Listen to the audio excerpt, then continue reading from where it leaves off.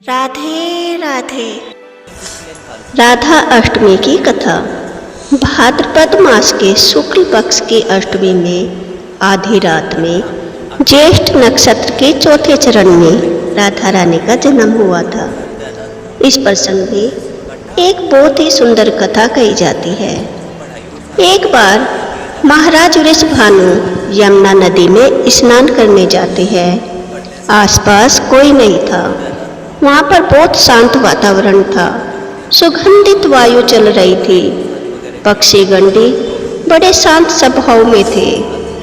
चारों तरफ खुशबू फैली हुई थी। वृषभानु महाराज को नदी में पक्षियों के बीच में एक सुंदर कमल का फूल दिखाई देता है। उन्होंने इतना सुंदर फूल कभी पहले नहीं देखा था। वे उस फूल को देखते ही रह जाते हैं और उसके पास जाते हैं। उसके पास जाकर देखते हैं तो उस पुष्प के अंदर एक बहुत ही सुंदर कन्या दिखाई देती है जो कमल के फूल के अंदर सो रही थी, जिसका रंग पिंगले हुए सोने के समान था। वृषभानु जी का मन उस सुंदर कन्या को देखते ही वात्सल्य से भर जाता है और इतना स्नेह जागता है। वे उस सुंदर कन्या को अपनी गोद में उठा लेते हैं। वे चारों तरफ देखते हैं लेकिन वहाँ कोई दिखाई नहीं देता।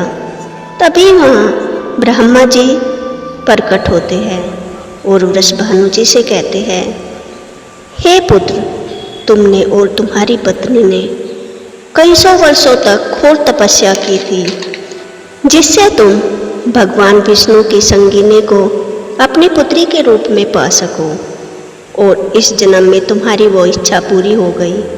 यह कन्या भगवान विष्णु की शक्ति है, माता लक्ष्मी का ही रूप है। जाओ, इन्हें अपने घर ले जाओ और तुम दोनों पति पत्नी मिलकर इनका पालन पोषण पूरे प्रेम वात्सल्य और श्रद्धा से करना। अब ब्रह्मा जी की बात सुनकर वृषभानु जी बहुत खुश हुए।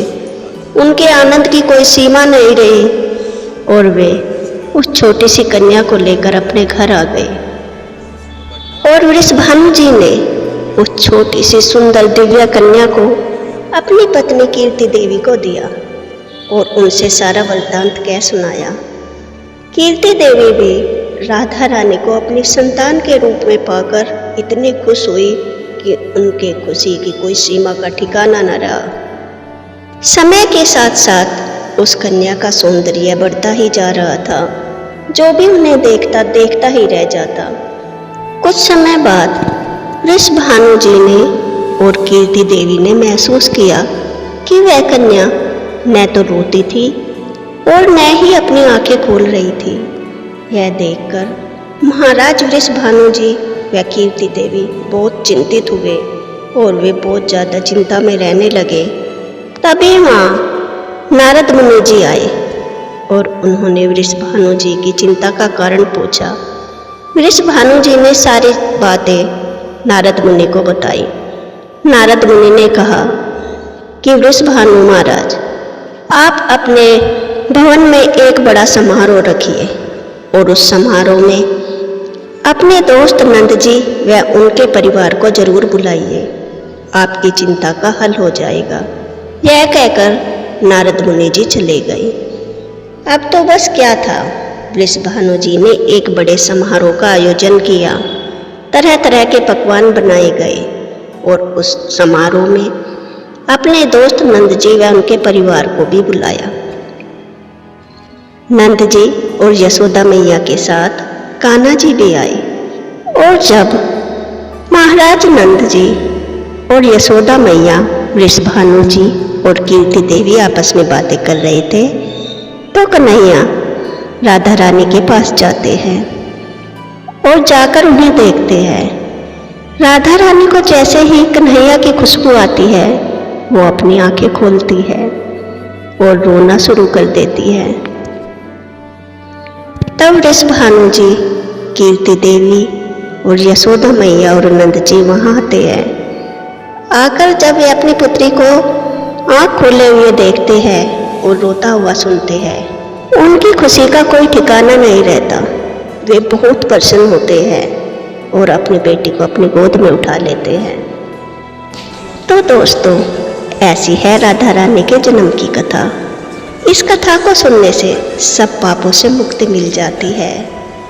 बोलो राधा रानी की जय। बाकी राधे राधे दोस्तों, आज मैं आपको मीराबाई के पूर्व जन्म की एक बहुत ही सुंदर कथा सुनाने जा रही हूँ।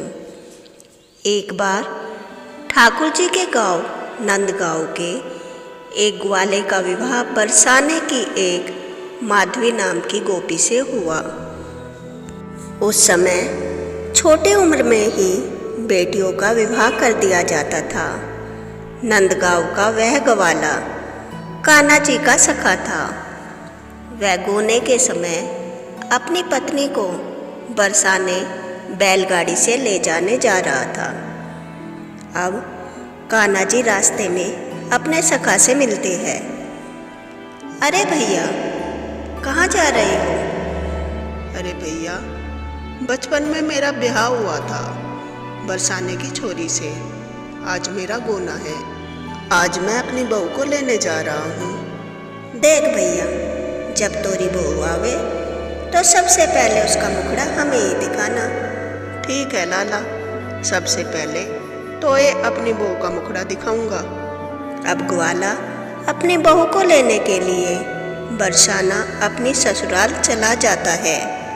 तब माधवी की माँ माधवी को समझाती है, देख लाली, नंदगांव में एक छोरा है, नंद का छोरा, उसका नाम कृष्ण है। जो वो तुझे कभी गली गली हरी में मिल जाए तो तू उसे कभी अपना मुखड़ा मत दिखाना और न ही उसका मुख देखना।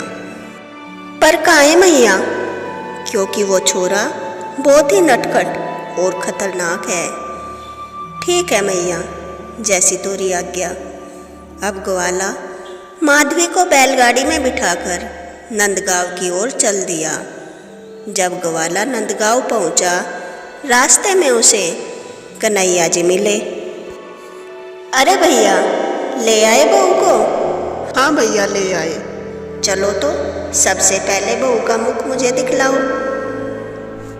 सुनो जी, ये हमारा सखा है कृष्ण, या को अपना मुख दिखा दो। अरे कृष्ण, मैया ने तो इस खतरनाक आदमी को अपना मुख दिखाने को मना किया था, इससे बचने के लिए कहा था। और माधवी अपने घूंघट को और लंबा कर लेती है। बस इस कृष्ण को तो अपना मुख दिखाना ही नहीं है, कहीं इसकी नज़र मेरे मुख पर न पड़ जाए। अरे भैया, अपनी बहू से कहना अपना मुख दिखाए, कहीं कानी है क्या? नहीं नहीं, कानी नहीं है, बहुत ही सुंदर है। पता नहीं तो ये अपना मुखड़ा क्यों नहीं दिखा रही।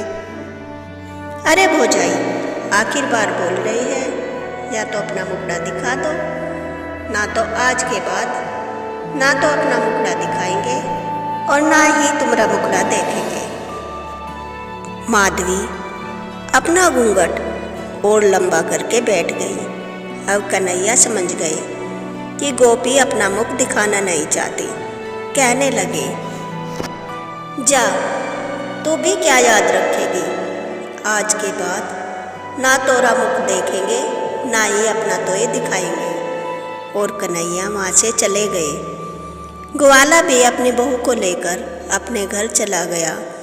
अब यशोदा मैया जब भी गांव में कोई नई बहू आती थी तो कन्हैया को लेकर बहू देखने के लिए सबसे पहले जाती थी। उसे मुंह दिखाई देकर आती थी, क्योंकि कन्हैया को नई बहू का मुख देखना बहुत ही ज़्यादा अच्छा लगता था। चलो लाला, गांव में नई बहू आई है, ताको देखने चलते हैं। ना मैया, कोई की भी बहू देखेंगे पर वाह को नहीं देखेंगे। ज़्यादा बनती फिरती है, जैसे कोई परी आसमान से उतर कर आई हो। अब यशोदा माँ अकेले ही नई बहू को देखने के लिए चली गई। अब जब कन्हैया मुरली बजाते, नंदगांव की सारी गोपियाँ उनके पास इकट्ठी हो जाती थी, पर माधवी उन्हें देखकर अपना लंबा घूंघट कर लेती थी। जब कान्हा गाय चराकर वापस आते, सारी गोपियाँ उन्हें देखने के लिए घरों से बाहर आ जाती थी, पर माधवी उल्टा अपने घर के अंदर घुस जाती थी। वह जानती कुछ नहीं थी, बस मैया ने मना किया है, कृष्ण का मुख नहीं देखना, मैया की आज्ञा का पालन करना है।